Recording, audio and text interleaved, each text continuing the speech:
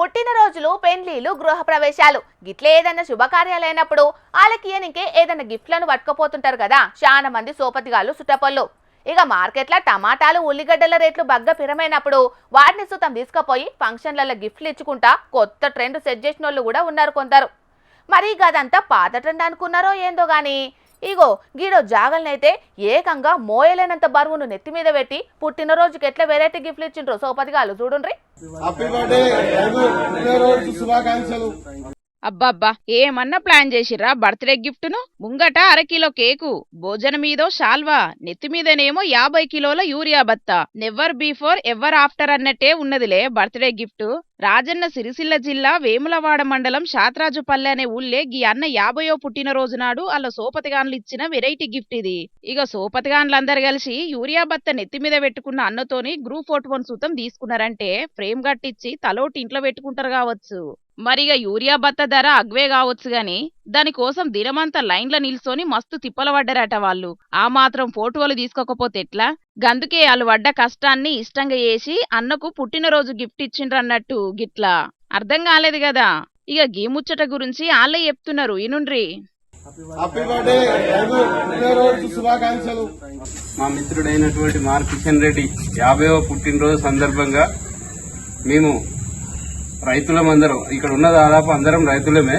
కాకపోతే యూరియా కొరత వల్ల ఇది ఒక గిఫ్ట్ ప్లస్ నిరసన విధంగా తెలియజేస్తూ ఈ యూరియాను ఒక బస్తా ఒకరికి ఒకే బస్తా ఇస్తున్నారు కాబట్టి ఈ మార్ కిషన్ రెడ్డి అనే రైతుకు మేమందరం కలిపి ఒక యూరియా బస్తా బహుమతిగా ఇవ్వడం జరుగుతుంది. గదన్నట్టు ముచ్చట.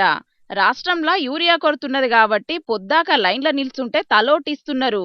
ఇక రైతులందరికీ యూరియా అవసరమే కాబట్టి ఒక్క బత్త కంటే మించి గిఫ్ట్ ఇయ్యలేకపోతున్నాం. సాలీసాలని యూరియా బత్తాలతోని రాష్ట్రంలో రైతులు ఎంత అవస్థలు పడుతున్నారో సర్కారోళ్ళు అర్థం చేసుకోవాలని గీ తిరిగి చేసిండ్రట. గందుకే గీన 50వ పుట్టినరోజు పేరు మీద ఒక యూరియా బత్తాను గిఫ్ట్ ఇచ్చి అటు అన్న మీద పాయరాన్ని, ఇటు సర్కారోళ్ళ మీద అలా నిరసనను తెలియజేసిండ్రన్నట్టు గిట్లా. ఇక గీ ముచ్చట మీద అటు వ్యవసాయ మాజీ మంత్రి నిరంజన్ రెడ్డి ఏమన్నాడో ఈనుండ్రి. ఎంత దురదృష్టం అంటే అది కొంచెం సెటైరికల్గా అనిపించినా కూడా, వ్యంగ్యంగా అనిపించినా కూడా ఆ బాధను లోకానికి తెలియజెప్పడం కోసం పాపం వాళ్ళు నిన్నెక్కడో సోషల్ మీడియాలో వచ్చింది ఒక వార్త. మిత్రుడి జన్మదినం కోసం యూరియా బస్తాను తీసుకొని పోయి బర్త్డే గిఫ్ట్ అని చెప్పి ఇచ్చినారు. ఢిల్లీ సర్కారు రాజ్యమేలేటువంటి టైంలో ఉల్లిగడ్డల సరఫరా చక్కగా లేక ఇక ఉల్లిగడ్డలు కూడా ఇవ్వలేని ఇంత దిక్కుమాల మార్కెటింగ్ ఉంది ఈ రాష్ట్ర ప్రభుత్వాన్ని అని చెప్పి ఆనాడు ఢిల్లీ ప్రభుత్వాన్ని ఉల్లిగడ్డ కూడగొట్టింది. ట్యూషన్కి నవ్వచ్చటట్టే అనిపిస్తున్నా సుతం రైతులు వాడే తిప్పలను సర్కారోళ్లకు ఎరక కావాలని సోపతిగాని పుట్టినరోజుకు యూరియా బత్తాను గిఫ్ట్ ఇచ్చిండ్రు.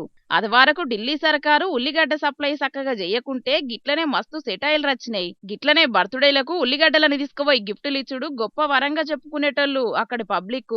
ఆఖరుకు ఉల్లిగడ్డ సప్లై చేసుడు సుతం చేతగాని సర్కారని ఆడున్న సర్కారును ఓడగొట్టిండ్రు పబ్లిక్.